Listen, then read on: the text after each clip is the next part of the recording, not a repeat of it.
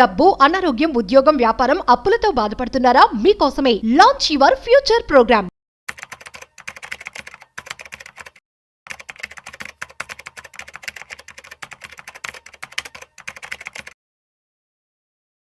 చాలా మంది కామెంట్స్ చేస్తూ ఉంటారు. అదేవిధంగా మా ఫ్రెండ్స్ కూడా కాల్ చేసి అడుగుతూ ఉంటారు. సో రాజీవ్, బెస్ట్ స్టాక్ ఏంటి? నా దగ్గర ₹1,00,000 ఉన్నాయి. బెస్ట్ ఎక్కడ ఇన్వెస్ట్మెంట్ చేయాలి? ఆల్టర్నేటివ్ ఇన్వెస్ట్మెంట్ ఏంటిది అని చెప్పి బెస్ట్ అని అడుగుతూ ఉంటారు. అసలు ఒక ₹1,00,000 ఉన్నట్లయితే సో ఎటువంటి మ్యూచువల్ ఫండ్స్లో కావచ్చు, స్టాక్స్లో ఇన్వెస్ట్మెంట్ చేయొచ్చు, అండ్ దీనికి సంబంధించిన పూర్తి క్లారిటీ ఇవ్వడానికి మనతో పాటు ఉన్నారు ఫైనాన్షియల్ ఎక్స్పర్ట్ గిరిబాబు గారు. సో వారి మాటల్లోనే అడిగి తెలుసుకుందాం. సో హాయ్, హలో, నమస్తే, welcome to Business Buzz with Rajeev Pasupuleti on Suman TV. So let's shoot. Hi sir, నమస్తే. నమస్తే అండి. యా సార్, క్వశ్చన్ విన్నారు కదా? సో ఒకసారి ఏదో ఒక వీడియో ఎక్కడో చూస్తారు, లేదంటే ఎవరో ఒక మోటివేషన్ స్పీచ్ చూస్తారు, ఇంకా వచ్చేస్తారు అనమాట కాల్ చేసేసి ఇట్లా దగ్గర డబ్బులు ఉన్నాయి, అర్జెంట్ ఇన్వెస్ట్మెంట్ చేయాలి, బెస్ట్ ఏంటిది అంతే, ఇంకా వితౌట్ ఎనీ స్టడీ. సో అలాంటి వారికి ఏం సజెస్ట్ చేస్తారు? రీసెంట్ గా కూడా మనము ఒక పాపులర్ సోషల్ మీడియాలో వైరల్ అయిన 2 ఇష్యూస్ చెప్తాను. ఒకటి ఎంఆర్ఎఫ్ టైర్స్ గురించి. వాళ్ళ మనవడు వచ్చి మా తాతగారు ఎంఆర్ఎఫ్ టైర్లు కొన్న షేర్ సర్టిఫికేట్ దొరికాయి, దాని వాల్యూ ఇప్పుడు ఇంత ఉంది, సమ్ crores రూపీస్, వాల్యూ గుర్తులేదు నాకు, ఇంత ఉంది అని జీ న్యూస్ లో, అదే ఇంగ్లీష్ ఛానల్లో టెలికాస్ట్ అయిన ఒక న్యూస్ బాగా వైరల్ అయింది. అది నిజమే కూడా. అది తర్వాత రీసెంట్ గా ఒక 3-4 days బ్యాక్ కూడా JSW స్టీల్ ఒక 1 lakh ఇన్వెస్ట్ చేస్తే వాళ్ళ 80 crores అయ్యాయి. అది తీసి ఈనాడు.net లో వచ్చింది దాని న్యూస్ అనమాట. 1 lakh ఇన్వెస్ట్ చేస్తే 80 crores అయ్యాయి ఇదని చెప్పేసి చాలా ఈనాడు.net లో వచ్చింది. అది నాకు తీసి చాలా మంది పెట్టి దీని గురించి మాట్లాడుతూ ఉంటారు ఇలా కావాలని చెప్పేసి. ఎవరికైనా సరే జరిగిపోయిన విషయాలు ఎప్పుడు చాలా సూపర్ గా అనిపిస్తాయి. అంటే ఇప్పుడు నార్మల్ గా నేను 1,00,000 పెడితే ఇంత అయింది, 10,000 పెడితే ఇంత అయింది అని చెప్తూ ఉంటారు. బోల్డ్ ఎగ్జాంపుల్స్ ఉంటాయి. వచ్చేసాయి ఇలాంటివి కావాలని అడుగుతుంటారు. బట్ ప్రాక్టికల్ చెప్తున్నాను, అది పాసిబులా? ఎవరైనా కలగన్నారా? JSW స్టీల్ లో పెడితే 1,00,000 పెడితే 80 కోట్ల అని తెలిసి ఒక డ్రీమ్ లాగా ఉంది అది వింటుంటేనే కదా. కానీ ప్రాక్టికల్లీ అలాంటివి జరుగుతాయా? చెప్పండి సార్. యాక్చువల్ జరిగాయి. 1 lakh పెట్టారు, 80 crores అయింది, జరిగింది. అందరు కూడా ఇవి జరిగింది నాకు కావాలని వెనకబడుతూ ఉంటారు. బట్ ఇప్పుడు ఇక్కడ నుంచి నాకు మరో JSW స్టీల్ ఏది, మరో రిలయన్స్ ఇండస్ట్రీస్ ఏది, మరో ఇన్ఫోసిస్ ఏది, మరో ఎంఆర్ఎఫ్ ఏది, అలాంటివి మనం కనిపెట్టగలగాలి. Is it possible? It is maybe possible, may not be possible. అవ్వడానికి ఛాన్స్ ఎక్కువ ఉంది. అవునా? ఒకటి అంటే యాక్చువల్లీ మనం చూస్తుంది ఇప్పుడు ఇండియా ఆల్రెడీ మంచి గ్రోయింగ్ స్టేజ్ లో ఉంది. సో మేబీ ఛాన్స్ ఉందేమో నాకు అనిపిస్తుంది. మీరేమంటారు? నేను చెప్తా దానికి ఆన్సర్. ఇప్పుడు ఈ ఎగ్జాంపుల్స్ అన్ని కూడా ఎవరి కోసం అంటే, నాకు బెస్ట్ స్టాక్ చెప్పండి, బెస్ట్ మ్యూచువల్ చెప్పండి, వాళ్ళ కోసం చెప్తున్నాను. యాక్చువల్ గా బెస్ట్ స్టాక్ అంటాం కదా, ఇంకోలాగా చెప్తాను. మీరు ఒక మెడికల్ షాప్కి వెళ్ళి నాకు ఒక బెస్ట్ మెడిసిన్ ఇవ్వండి అని అడుగుతారు, ఇస్తారా? అసలు చెడ్డ మెడిసిన్ మీకు మెడిసిన్ లో ఇది మంచి మెడిసిన్, ఇది చెడ్డ మెడిసిన్ అని ఉంటాయా? ఉండదు కదా. అంటే మంచి మెడిసిన్ ఉంటే చెడ్డ మెడిసిన్ ఉన్నట్ట? అసలు చెడ్డ మెడిసిన్ ఉంటుందా? ఉండదు. మరి ఏం అడగాలి? మెడికల్ షాప్కి వెళ్ళి నాకు పలానా ప్రాబ్లం ఉంది, ఆ ప్రాబ్లం సంబంధించిన నాకు మెడిసిన్ కావాలని అడగాలి. అవునా? అప్పుడు నీకు ఆ ప్రాబ్లం సంబంధించిన సూటబుల్ మెడిసిన్ ఏది డాక్టర్ ప్రిస్క్రైబ్ చేస్తే మెడికల్ షాప్ వాళ్ళు ఇవ్వాలి.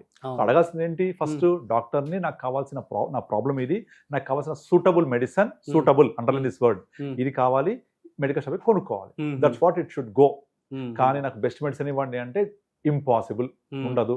అలాగే ఇన్వెస్ట్మెంట్ లో కూడా బెస్ట్ ఇన్వెస్ట్మెంట్ ఉండదు, బెస్ట్ స్టాక్ ఉండదు, బెస్ట్ మ్యూచువల్ ఫండ్ ఉండదు. ప్రతిదీ కూడా మీ యొక్క గోల్ కి, మీ యొక్క నీడ్ కి, రిక్వైర్మెంట్ కి అసైన్ చేసుకోవాలి, అటాచ్ చేసుకోవాలి. మీరు అటాచ్ చేసుకున్న ప్రతిదీ కూడా గుడ్డే. ఫర్ ఎగ్జాంపుల్ ఇప్పుడు మీ వయసు 20 సంవత్సరాలు ఉంది, you invest in to small caps, not a problem. It has lot of volatility, you will see the wealth. కానీ అదే స్మాల్ క్యాప్ ని ఒక 60 years వ్యక్తికి చెప్పలేం కదా. అవును. ఎందుకు? 60 years వచ్చిందంటే రిటైర్మెంట్, తనకి డబ్బులు ఎప్పుడు అవసరమైతే తెలియదు, తనకి వొలటాలిటీ సూటబుల్ కాదు. కనుక ఒక 60 years వ్యక్తికి స్మాల్ క్యాప్ ఇవ్వకూడదు, ఒక 25 years వ్యక్తికి బ్యాలెన్స్ ఫండ్ ఇవ్వకూడదు. ఇక్కడ ఇతనికి సూటబుల్ కాదు, అక్కడ అతనికి సూటబుల్ కాదు. మరి 2 బెస్ట్ ఫండ్స్ కావాలంటే బెస్ట్ ఫండ్సే. కనుక ఈ బెస్ట్ ఫండ్ అనేది మీ వయసు బట్టి, మీ రిక్వైర్మెంట్ బట్టి, మీ నీడ్ బట్టి, మీ గోల్ బట్టి మనం ఎంచుకోవాలి. అలా ఎంచుకున్నప్పుడు మనము రిటర్న్స్ చూడగలుగుతాం. అంతేకాని ఈనాడు పేపర్లోనో ఎక్కడో చూసి మీకు చాలా మంది ఆ న్యూస్ జరిగిపోయాక చెప్తారు. ఇంకో ఎగ్జాంపుల్ చెప్తాను. ఇప్పుడు బజాజ్ ఫిన్సర్, బజాజ్ ఫినాన్స్ ఈ స్టాక్స్ ఉన్నాయి కదా, ఇవి 2007-8 ఆ టైంలో ₹30-40 stocks. Show me 1 person who bought at ₹8 and hold it. ఎవరుండరు. బజాజ్ ఫినాన్స్, ఇదే కాదు, ఇన్ఫోసిస్ పబ్లిక్ ఇష్యూకి వచ్చినప్పుడు ₹10,000 వాళ్ళ లాట్, అది కొనమని అందరికీ అంటగట్టారు 10,000 రూపాయలు, కానీ ఎవ్వరు కొనలేదాన్ని. అలా ఎవరైతే ఇన్ఫోసిస్ కొని ఉంటారో ఇవాళ హోల్డ్ చేస్తారో, can you guess what is today value? More than 6 to 7 crores, అది ఎక్స్క్లూడింగ్ డివిడెండ్. ఎంతమంది ఉంటారు ఈ జర్నీలో? ఒక్కరు కూడా ఉండరు ఎక్సెప్ట్ ప్రమోటర్స్. ప్రమోటర్స్ తప్ప ఎవరు ఉండరు. అంటే వాళ్ళకు దాని విజన్ ఉండాలి. కనుక మరి ఇన్ఫోసిస్ బెస్ట్ స్టాక్ అంటే బెస్ట్ స్టాకే. ఇలా పెరిగింది కదా, ఇవాళ బెస్ట్ స్టాక్ అవుతుందా అవ్వదా తెలియదు మనకు. మళ్ళీ ఇన్ఫోసిస్ ఏమైంది, అది సర్వీస్ సెక్టర్ బేస్డ్ ఇండస్ట్రీ. ఈ సర్వీస్ సెక్టర్ ఏమవుతుంది, you have to visualise after next 30 years. ఆ విజన్ ఉండాలి. విజన్ లేనప్పుడు గోల్ ని అసైన్ చేసుకొని ముందుకెళ్తుండాలి. అందుకనే బెస్ట్ స్టాక్ ఉండదు, బెస్ట్ ఫండ్ ఉండదు. What you chose today to suit your future needs is the best for you. Okay, అంతే వాళ్ళకి ఏం చెప్పొచ్చు మనం? ప్రతి ఇన్వెస్ట్మెంట్ కూడా first of all you to assign to your goal. ఆ గోల్ రీచ్ అయ్యే వరకు దాంతో ట్రావెల్ చేయండి. డెఫినెట్లీ రీచ్ అవుతారు, డెఫినెట్లీ. కానీ ఏంటంటే ఇక్కడ సపోజ్ మనం రాత్రి పాలు తోడేస్తాం, పొద్దున తోడైతున్నా లేదని 10 సార్లు తీస్తే తోడుకుంటాయా? అదే పని చేస్తారు అందరూ. మీరు పాలను కదిలిస్తుంటే తోడుకుంటాయా? ఇన్వెస్ట్ పాలను తోడేసి మర్చిపోవాలి. పొద్దున డెఫినెట్లీ పెడుగా ఉంటుంది అది. అవునా? What an example. ఇన్వెస్ట్మెంట్ కూడా మీ గోల్ అసైన్ చేయండి. సపోజ్ మీ గోల్ కనుక ఒక 6 months ఉంది అంటే ఆ టైప్ ఆఫ్ ఇన్వెస్ట్మెంట్ చేయండి. మీ గోల్ రిటైర్మెంట్ ప్లానింగ్ అయితే అలా ఇన్వెస్ట్ చేసుకోండి. మీ గోల్ పిల్లల ఎడ్యుకేషన్ అయితే దాని సూటబుల్ ఇన్వెస్ట్ చేసుకోండి. దీనికి మీకు క్యాలిక్యులేట్ చేయాల్సిన time factor is important. For example మీరు 25 years, మనం 2025 ఉన్నాం, 2098-97 ఇయర్లోకి వెళ్ళి ఇండియాలో ఒక 30 to 40 మ్యూచువల్ ఫండ్స్ ఉండే అప్పట్లో. అందులో ఏ ఫండ్ లో ఇన్వెస్ట్ చేసినా the worst fund also generated more than 12% return. Worst fund, అందులో best fund has generated more than 22% till date. అంటే ₹1,00,000 కనుక 98-97 ఆ టైం ఇన్వెస్ట్ చేస్తే the best fund generated 4.5 crores, just 1 lakh one time. The worst fund also generated more than 1 crore 100 times. చాలా మంది index fund గురించి మాట్లాడుతుంటారు. అవును సార్, అప్పుడు మరి 1 lakh అనేది ఇప్పుడు 4 అయింది. 4 crores. ఇప్పుడున్నటువంటి ఇన్ఫ్లేషన్ బట్టి, ఇప్పుడున్నటువంటి సినారియోని బట్టి ఎంత మనం ద మినిమం ఇన్వెస్ట్మెంట్ చెప్పి అనుకోవచ్చు? మినిమం ఇన్వెస్ట్మెంట్ మాక్సిమం కాదు, నీకు ఎంత కావాలి చెప్పేది అదే కదా. ఇంకా ఎంత కావాలి, నీ రిక్వైర్మెంట్ ఏంటి, నీడ్ ఏంటి, గోల్ ఏంటి, దాని తగ్గట్టు అసైన్ చేసుకోవాలి. నీకు రిటైర్మెంట్ ఇప్పుడు నీ ఎక్స్పెన్సెస్ ఫర్ ఎగ్జాంపుల్ ₹1,00,000 మీ కుటుంబానికి అవసరం అయితే ఆఫ్టర్ 20 years మీ ఎక్స్పెన్స్ ఎంత అవుతాయి, దాని తగ్గట్టుగా ప్లాన్ చేసుకోవాలి. అంతే. సపోజ్ ఇప్పుడు నేను 30 ఏళ్ల క్రితం ఒక ఫండ్ లో పెడితే వాళ్ళకి కుటుంబమైంది కాబట్టి మళ్ళీ అదర్ ఫండ్ లో పెట్టాలా అని అడుగుతారు. అలాంటిది మళ్ళీ ఐడెంటిఫై చేయాలి. చేయలేం కదా. Stay invested. You approach the advisors like us, will try to guide you. నాకు తెలియదు, నేనేం దేవుడిని కాదు, నేనేం చెప్పలేను ఈ ఫండ్ లో పెడుతున్నాను. కానీ అనాలిసిస్ నీకంటే బెటర్ గా చేస్తూ, నీతో ట్రావెల్ చేస్తూ, ఎప్పటికప్పుడు మార్కెట్ అనాలిసిస్ ని బట్టి, మార్కెట్ మూవ్మెంట్ ని బట్టి కొంచెం చేంజెస్ చేసుకుంటూ, రివ్యూ చేసుకుంటూ వెళ్తూ ఉంటాం. Review, analysis, investment into right funds will make you work done. అలా అలా అలా మనం చేస్తూ వెళ్ళి ప్లాన్ చేస్తే half work is done. Planning is half work done. Goal achieve అవ్వడం అనేది సెకండ్ హాఫ్. అది డెఫినెట్లీ అచీవ్ అయిపోతాం. అలా మనం ప్లాన్ చేసుకోవాలి తప్ప అంతేగాని నాకు బెస్ట్ స్టాక్ చెప్పు, బెస్ట్ ఫండ్ చెప్పు అంటే బెస్ట్ స్టాక్ ఉండదు, బెస్ట్ ఫండ్ ఉండదు.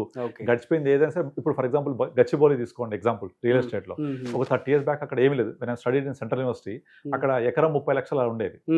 ఇవాళ 100 గజాలు కూడా 30 లక్షలు పెడితే అంత పెరిగింది కదా. మళ్ళీ నేను ఇప్పుడు కావాలి అంటే నేను వెళ్ళి అక్కడ కొనుక్కుంటానా? కొనం కదా. నేను మరో గచ్చిబౌలి వెతుకుతా అంటే అవుటర్ రింగ్ లో వెళ్తాను, ట్రిపుల్ ఆర్ వస్తుంది అక్కడ వెళ్తాను, లేకపోతే ఇంకెక్కడ గట్కేసారో లేకపోతే ఎక్కడెక్కడో అవుట్స్కర్ట్స్ వెళ్ళి షాద్ నగర్, శంషాబాద్ వెళ్ళి మళ్ళీ ఎక్కడ పెరుగుతుందో అక్కడ వెతికి కొంటా కదా. అది కరెక్ట్. కానీ మ్యూచువల్ ఫండ్ చెప్పటికి గత 5 ఏళ్లలో ఏం పెరిగింది, ఏ స్టాక్ పెరిగింది, ఏ ఫండ్ 10 ఏళ్ళు పెరిగింది, ఇవి చూస్తారు. అంటే ల్యాండ్ కొనేటప్పుడేమో ఫ్యూచర్ గ్రోత్ ప్రాస్పెక్ట్ చూస్తున్నారు, మ్యూచువల్ ఫండ్ కొనేటప్పుడు పాస్ట్ పర్ఫార్మెన్స్ చూస్తారు. అంటే అక్కడ గ్రోత్ కావాలి, అది విజువలైజ్ చేయగలుగుతాం. ఇక్కడ తెలియదు కదా నాకు ఫ్యూచర్ ఏం పెరుగుతుందో, కనుక పాస్ట్ చూస్తాం. ఎంత రాంగ్ చూడండి. సో అందుకే ఐడెంటిఫై చేసే విధానమే తప్పు. అంటే నేను చూడగలిగేది పాస్టే కాబట్టి పాస్టే చూస్తా అంటారు. అంటే ఎలా ఉంటుందంటే సామెత చెప్తాను, నా డబ్బులు బయట పోయాయి కానీ వెతకాలంటే లైట్ లేదు కనుక ఇంట్లో వెతుకుతున్నా అంటుంటారు. డబ్బులు ఎక్కడ అక్కడ వెతకాలి కదా, లైట్ లేదని లైట్ ఇక్కడ ఇక్కడ వెతుకుతూ దొరుకుతాయా? అక్కడే వెతకాలి లైట్ వేసుకోవాలి. కనుక నాకు పాస్ట్ పర్ఫార్మెన్స్ తెలుసు కాబట్టి అదే చూస్తాను అంటే ఫ్యూచర్ పర్ఫార్మెన్స్ కి గ్యారంటీ ఇవ్వదు. అది పాస్ట్ పెరగడానికి రీజన్స్ వేరు, అందులో స్టాక్ ఏముంది, అండర్లైన్ అసెట్ ఏముంది, అది చూసి మనం ఫ్యూచర్కి అసెస్ చేయగలగాలి.